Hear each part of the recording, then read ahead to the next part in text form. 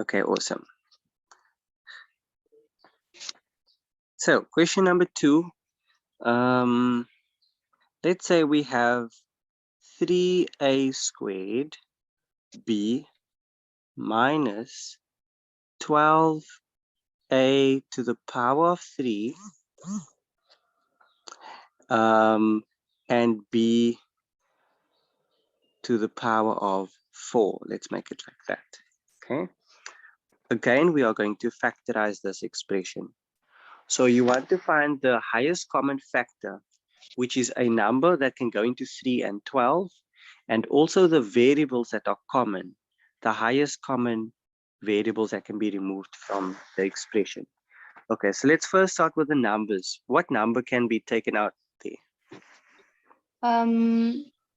3. Correct. 3 can go into both 12 and itself. And what variables can we take out? Can we take out, yeah, tell me, what variables can we take out? You could take out 2a. 2 a's. And So a squared. 1b.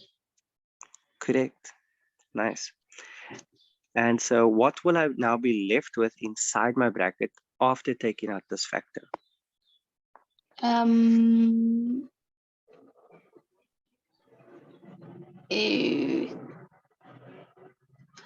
4. No, yeah, 4. 4 4a1 a 4a to the power of 1. and b to the power of 3. Very well done. Cool. Okay. You forgot the 1. You forgot the 1 in front. Oh. Remember, when you divide a squared b by itself, that is equal to 1. So you had to write the 1 here. Okay.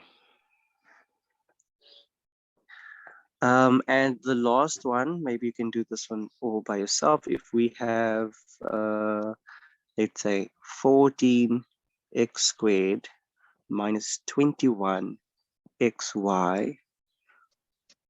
plus 28 xz. Okay, I'm just making these things up. Right. Again, take out a common factor. What should our common factor be?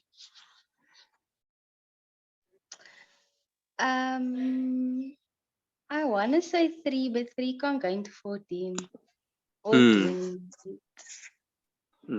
And 2 can't go into 21. So it's not 3 and it's not 2. No. But there is some common factor. 7. Yes. 7 can go into 14, 7 can go into 21, and 7 can go into 28. But there's something else that's common. 7x to the power 7x, just 7x. Yep. If we take out 7x, what are we left with? 2x minus 3y plus 4z. Yes, perfect. Okay. I'm just going to greet the other student that just joined. You can copy this down along. Yeah, so on Tuesday, I kind of did this as well. I did a little bit of algebra with you guys, specifically factorizing. I still remember that clearly. But in our next Tuesday lesson, we'll probably do some, let me think about it. We will probably do like simplifying expressions or solving equations. I think solving equations is the more important one, but we will try and do both. Okay, let's start here with the first question. Difference of squares. X squared minus 25. Okay, so hopefully you guys remember difference of squares. Let's see, Tegan, how would you start this question off? What should we do? Would we first put one x in one bracket and the other x in the next bracket? Mm-hmm. And then?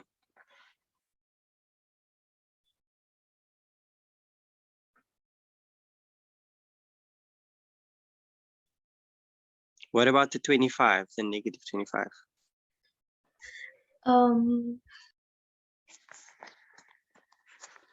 What's the square root of 25?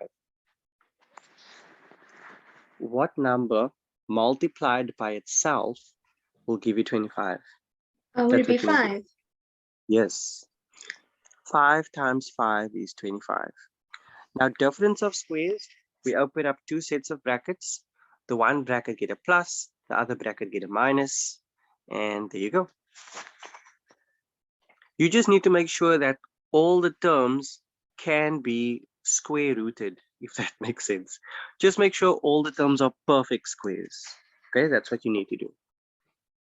And then you can perform difference of squares. So, Nicole, for this next one, can we do difference of squares for this one? And what would the answer be? I'm actually not sure with this one. Couldn't you put like a y and a 1 and a y and the other one? Okay, but there's 4y, so you need to also take So the you square put root of 4. 2y in one and 2y in the other one. Very nice. And what's the square root of 49? Is that a 49? Hmm. What number times itself is equal to 49? 7. That is correct. So the one bracket must have a plus and the other bracket a minus. 2y plus 7 and 2y minus 7. Okay, moving along.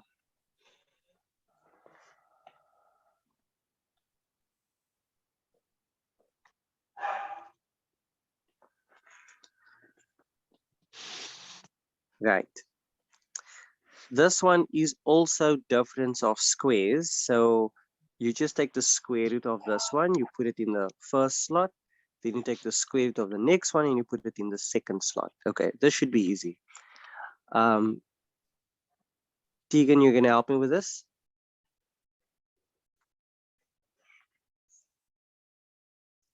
The square root of 25, let's start there. So the square root of 25 is 5. And what's the square root of a quarter? What number multiplied by itself is equal to a quarter?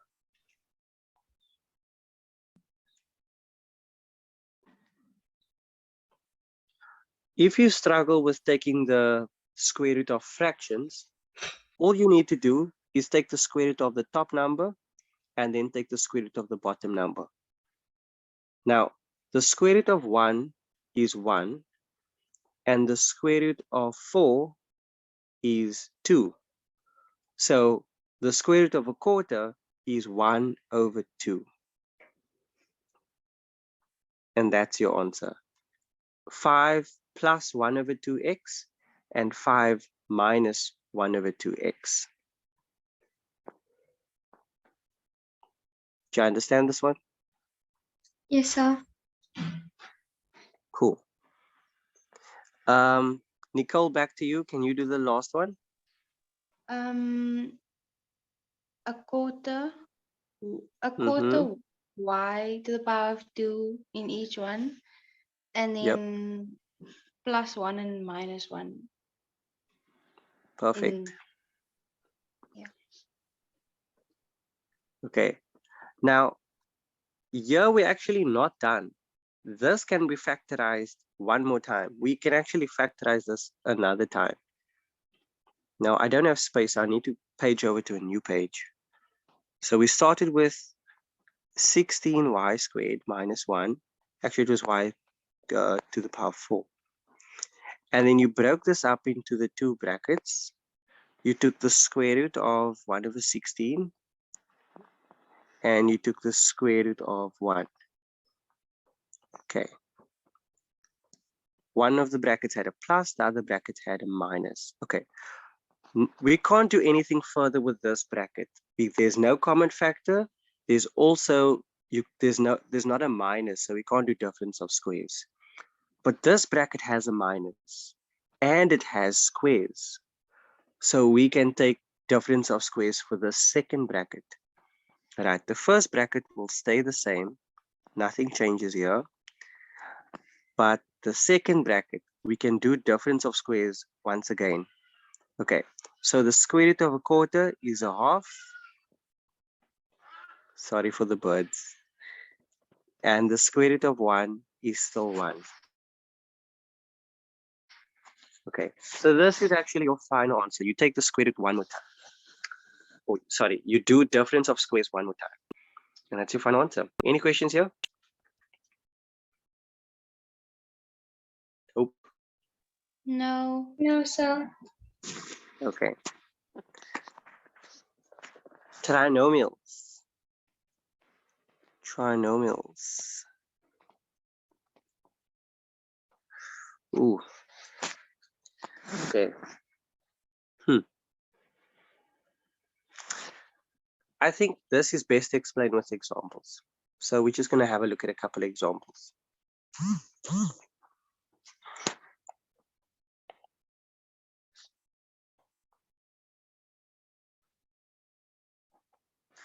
I don't want to do the same examples that I did in class. So I'm going to try and change the numbers up a bit. Because otherwise you're just writing the same stuff over and over.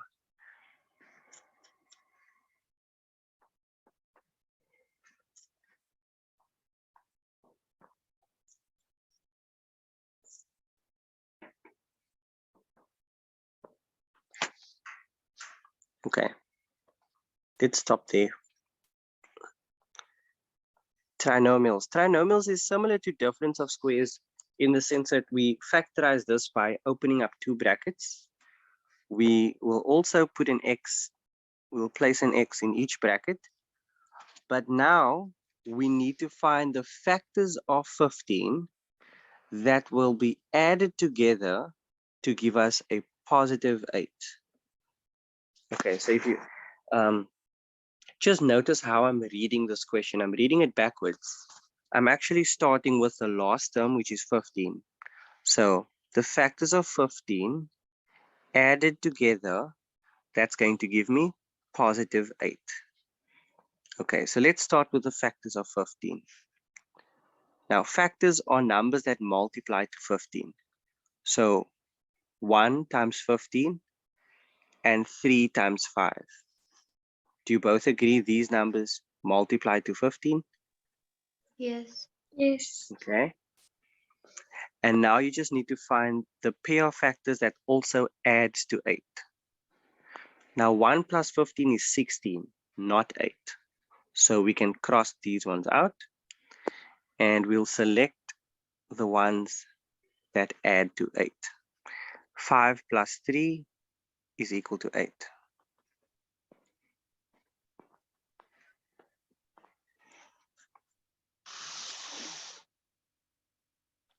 Any questions? No. No. Cool, No. cool, cool.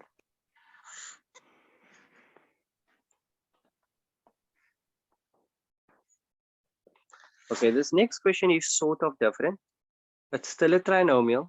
We're still going to factorize it the trinomial method, but the sign is now negative here and not positive. Okay, so let's see how we're going to read this one. First, we're going to find the factors of 35, but they need to minus each other to give us 2. So not like in the previous case when we added the factors. This time we're going to be minusing the factors, and it should give us 2 as our answer. Okay, so Nicole, what are the factors of 35? Which numbers multiply to 35? 1, 5, 7, Nice. and that's all I got. Yes, And that 35. is all. And Yes, that 35. is all. Yeah, 135 You can pair them up like that because 1 times 35 is 35 and 5 times 7 is also 35. So it's good to pair them up, the numbers that multiply to 35. Okay. Then which of these numbers minus together is going to give me 2? It's 7 minus 5. 7 minus 5. So 7 has to be positive and 5 has to be negative. Okay, because 7 minus 5 is equal to 2. Okay. I actually really like factorizing. This is my favorite part of math. At least when I was in grade 9, this was definitely my favorite part of it.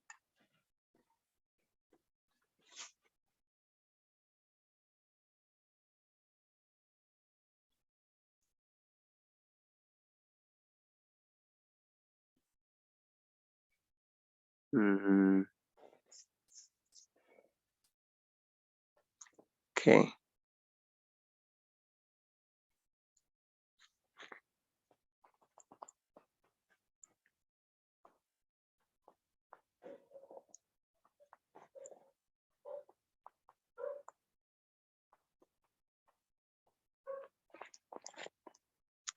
Right.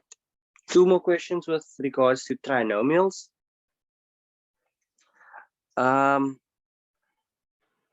Okay, I'm going to keep quiet and I want you guys to solve this on your own.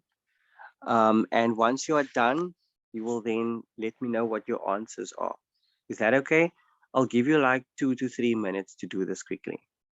I think 2 minutes is enough. 1 minute for each question. Okay, go for it. Tegan, you want to go again?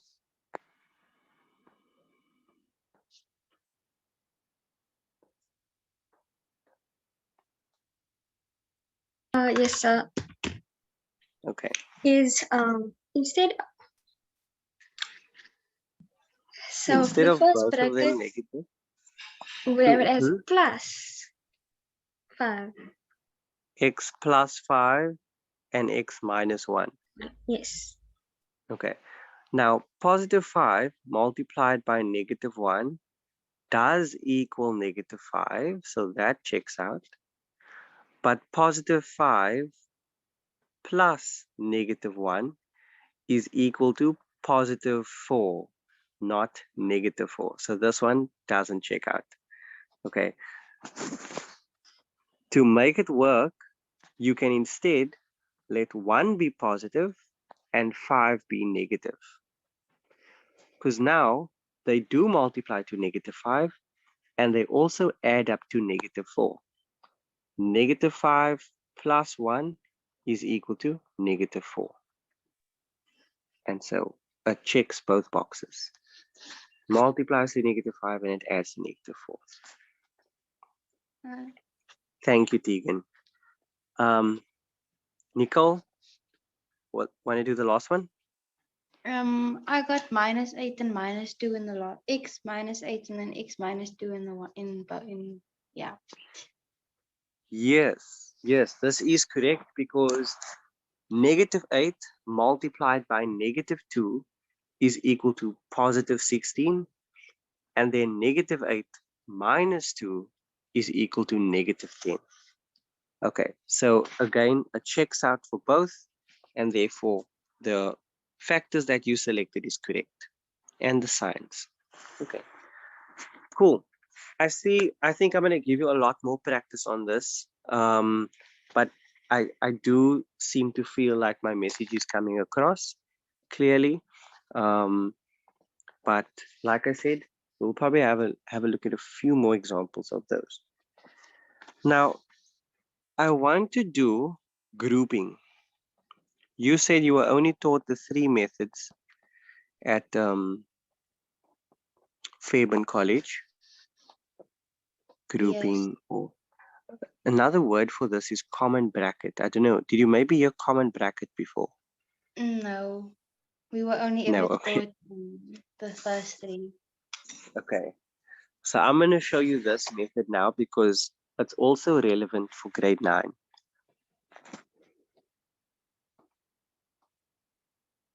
So if you have something like, try and make up a question here. 4x squared minus 4 and plus y x squared minus y. Okay. We are going to factorize this expression by doing grouping. So what you want to do is you want to group your first two terms, and then you're going to group the last two terms and take out the common factor. Okay, so initially they will give you 4 terms that is ungrouped, but you're going to place the brackets around it to do the grouping. Okay, so what can I take out? What is a common factor for the first two terms? What's a common factor? X. Is x in both terms? Yes. Oh no, sorry. 4. 4 years. 4 is the common factor. Common means, appears a lot or appears everywhere. Okay, so 4 appears in both terms. And if we take out 4, you are left with x squared minus 1. Okay. Then what is common in the next two brackets? What is common Y. in the y, correct? And again, if you remove the y, you are left with the x squared, and y divided by y is 1. Okay. So now you want to take out a common bracket. Now, a common bracket means that they are exactly the same, they're identical. You have x squared minus 1 and x squared minus 1 again. So we're going to take out x squared minus 1, and you'll be left with the remainder, which is 4 plus y. It's this number in front of the bracket and that number in front of the bracket, because you took out this as a common factor or a common bracket. You took it out as a common bracket and you were left with the 4 plus y. Have you never seen this type of factorizing before? I actually feel like I have seen it, but I don't think I think we just touched on it. Okay. Maybe you refer to it as common factor instead of common bracket. Yeah, we do. Okay. And then lastly, this is actually not done. This bracket can be factorized further. What method of factorizing can I use for that bracket?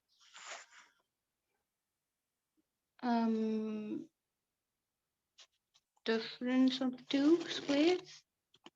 Very nice.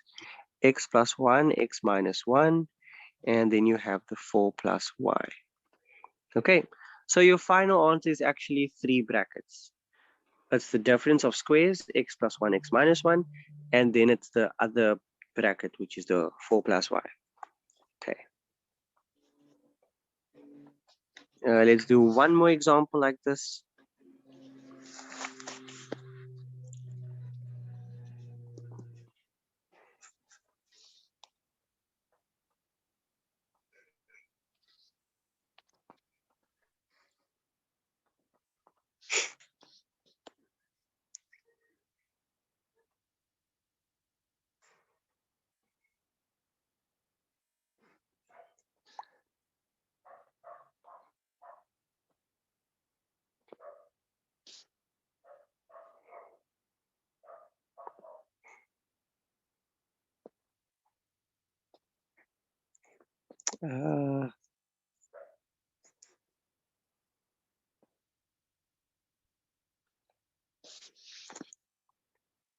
Actually, this should be, yeah, okay.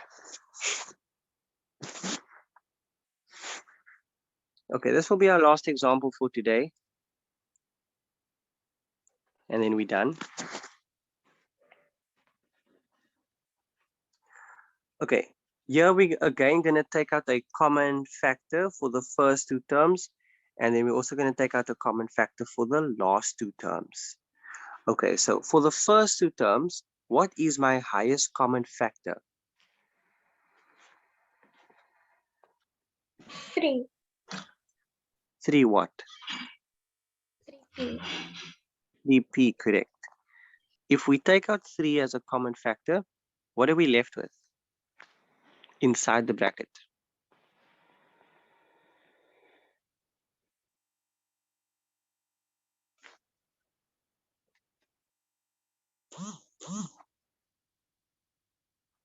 If I take out 3p, what am I left with? Don't be afraid to 1p answer. 1p minus. minus 2p. Cool. Nice. Oh, it's 2. And hey, No, I got it wrong. I thought there was 2 p's there. oh, when you remove the p, remember you're taking this 3p and you're dividing it by both terms.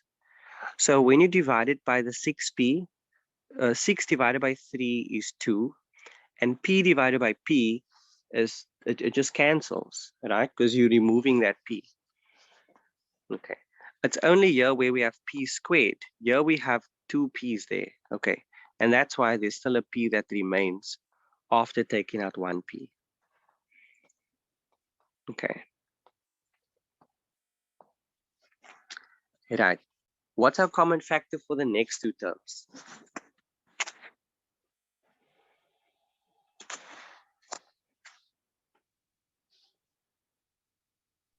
What's our common factor? 4q, yes, 4q. Actually, negative 4q, right? Yeah, We can also negative take out the negative. Now, remember, when you divide by a negative, then the signs of the terms inside the bracket will change.